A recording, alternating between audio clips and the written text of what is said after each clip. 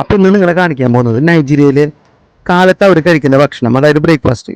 ഈ ബ്രേക്ക്ഫാസ്റ്റ് കുറിച്ച് പറയുകയാണെന്നുണ്ടെങ്കിൽ അവിടെ ഏറ്റവും നല്ല ബ്രേക്ക്ഫാസ്റ്റ് എന്ന് പറഞ്ഞാൽ ബ്രെഡാണ്. ഈ ബ്രെഡിന് അവർ പേരും പറയും അഗേഗെ ബ്രെഡ് എന്ന്. അപ്പോൾ ഈ ബ്രെഡിൻ്റെ കൂടെ തന്നെ ബീൻസും അവരതിൻ്റെ ഒപ്പം പ്രൊവൈഡ് ചെയ്യുന്നുണ്ട്. ഇത് രണ്ടും കൂടിയിട്ട് ഏകദേശം 250 നാira, അതായത് നാട്ടിലെ 25 രൂപയാണ് അതിൻ്റെ വില വരുന്നത് കേട്ടോ. അതുപോലെ തന്നെ നമുക്ക് ബനാന ഫ്രൈ കാണാൻ പറ്റും, അതുപോലെ യാം കുക്ക് ചെയ്തിട്ടുള്ളതും. പിന്നെ അതുപോലെ ഇതെന്ന് പറഞ്ഞാൽ കുറച്ച് കോസ്റ്റ്ലിയാണ്, കാരണം ഇത് മീറ്റാണ്. മീറ്റിൻ്റെ ഒപ്പം തന്നെ എഗ്ഗ് ഉണ്ടായിരിക്കും. പിന്നെ അതുപോലെ പൊമോ എന്ന് പറയുന്ന ഒരു മീറ്റ് കൂടി ഉണ്ടായിരിക്കും. അതെന്ന് പറഞ്ഞാൽ വേറെ ഒന്നല്ല, നമ്മുടെ സ്വന്തം ബീഫിൻ്റെ സ്കിന്ന് കുക്ക് ചെയ്തെടുക്കുന്നതാണ്. അപ്പോൾ അവിടെ ലേബേഴ്സൊക്കെ വന്നിട്ട് ഫുഡൊക്കെ അവിടെ മേടിക്കുന്നുണ്ട്. അമ്മാമ്മ ഭയങ്കര തിരക്കിലാണ്.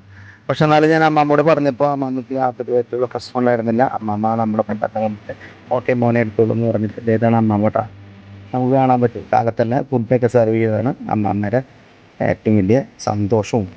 പിന്നെ ഇത് കാണുന്നതാണ് ഈ അഗേഗെ ബ്രെഡ് എങ്ങനെ അവർ പ്രോപ്പറായിട്ട് അറേഞ്ച് ചെയ്ത് വെക്കുന്നു എന്നുള്ളത് നിങ്ങൾക്ക് ഇതിലൂടെ തന്നെ കാണാൻ സാധിക്കും.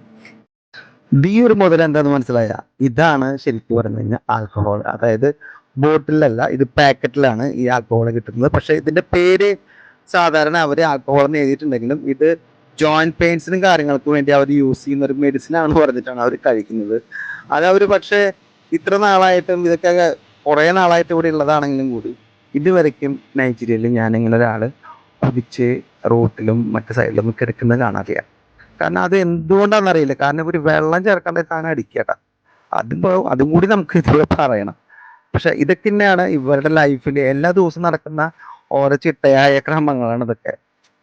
അപ്പൊ ഇത്രയ്ക്ക് തന്നെ ഉള്ളൂ വീഡിയോ. അപ്പൊ നമ്മൾ വീഡിയോ ക്ലോസ് ചെയ്യാൻ നിൽക്കുന്ന നേരത്ത് ഒരു മെന്റലി ചലഞ്ച് ആയത് പുള്ളി വന്നിട്ട് പറഞ്ഞു എനിക്ക് എന്തെങ്കിലും ഭക്ഷണം മേടിച്ചേർന്നെന്ന് പറഞ്ഞു. പുള്ളി പൈസ ചോദിച്ചില്ല.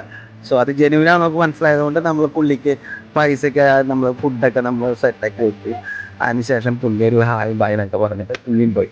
അങ്ങനെ എനിക്കാണെന്നുണ്ടെങ്കിൽ കമ്പനിക്ക് കയറാനുള്ള സമയമായി. കാരണം 8:30 നമ്മൾ കമ്പനിയിൽ നമ്മൾ റിപ്പോർട്ട് ചെയ്യണം. അപ്പോൾ അതിന് മുമ്പാണ് ഈ വീഡിയോ എടുത്തിരിക്കുന്നത്. സോ നിങ്ങൾക്ക് ഈ വീഡിയോ ഇഷ്ടപ്പെട്ടെന്ന് വിചാരിക്കുന്നു. അടുത്ത വീഡിയോ ആയിട്ട് വീണ്ടും കാണാം.